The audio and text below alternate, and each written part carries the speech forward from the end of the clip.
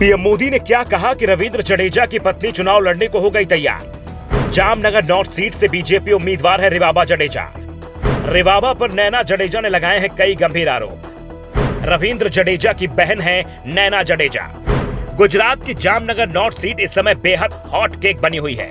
BJP ने यहां से टीम इंडिया के खिलाड़ी रविंद्र जडेजा की पत्नी रिवाबा जडेजा को चुनाव मैदान में उतारा है। रिवाबा के चुनाव लड़ने से रविंद्र जडेजा के परिवार में ही फूट पड़ गई है। रविंद्र की बहन नैना जडेजा लगातार रिवाबा खिलाफ बयान दे रही हैं। उन पर रविंद्र की लोकप्रियता का फायदा उठाने की बात कह रही हैं। नैना के सवालों का ना तो रविंद्र जवाब दे रहे हैं और ना ही रिवाबा कोई जवाब दे रही हैं। इस बीच सवाल ये भी उठ रहे हैं कि अचानक रिवाबा ने चुनाव लड़ने का फैसला कैसे ले लिया। रविंद्र जडेजा को रिवाबा के चुनाव लड़ने के बारे में पहले से ही पता था या फिर उनकी मर्जी के खिलाफ रिवाबा चुनाव मैदान में उतर गई? क्योंकि नैना जडेजा जिस तरीके से रिवाबा पर आरोप लगा रही हैं, उससे साफ है कि रविंद्र जडेजा को इस बारे में ज्यादा जानकारी नहीं रही होगी। लेकिन अब रिवाबा जडेजा ने ही इन आरोपों का जवाब दे दिया है कि वो किसके कहने पर राजनीति में आई हैं। रिवाबा ने बताया कि वो शुरुआत से ही समाज सेवा के मिशन को लेकर आगे बढ़ना चाहती थी, लेकिन मौके नहीं मिल रहे थे। इस बीच 2018 में रविंद्र जडेजा के साथ पीएम मोदी से मुलाकात हुई और ये सिर्फ मुलाकात नहीं, उनके मिशन तक पहुंचने का रास्ता बन गया।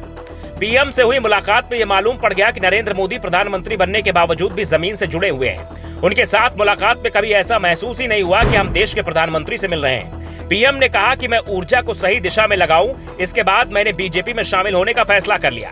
रिवाबा साल 2019 में बीजेपी पार्टी में शामिल हुई थी। रिवाबा ने कहा कि बीजेपी में शामिल होने से पहले रविंद्र जडेजा से भी लंबी चर्चा की थी और रविंद्र ने भी कहा था कि राजनीति के जरिए ही समाज सेवा के लक्ष्य को हासिल किया जा सकता है। रिवाबा ने नैना जडेजा का नाम तो नहीं लिया, लेकिन उनके सभी आरोपों का जवाब जरूर दे दिया।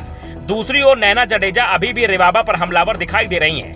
नैना ने चुनाव आयोग से भी रिवाबा की शिकायत की है। दावा किया है कि रिवाबा 10 साल से छोटे बच्चों के जरिए अपना चुनाव प्रचार करवा रही हैं। वो प्रचार में बच्चों का इस्तेमाल कर रही हैं, जो आदर्श आचार संहिता का उल्लंघन है। नैना ने तो यहाँ तक दावा किया है कि रिवाबा ने भले ही रविंद्र जडेजा से शादी की हो, लेकिन वो जडेजा का नाम अपने नाम से नहीं जोड़ती हैं। चुनाव में जरूरत पड़ी है, इसलिए वो ब्रैकेट में अपना नाम रिवाबा रविंद्र जडेजा ब्रैकेट में लिख रही हैं।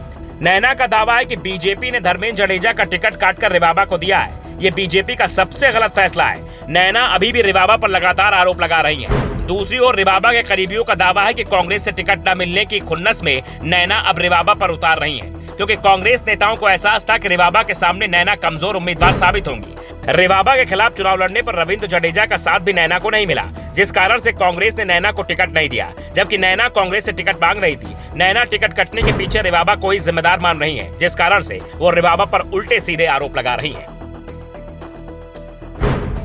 Bureau report, the Navdarpan news.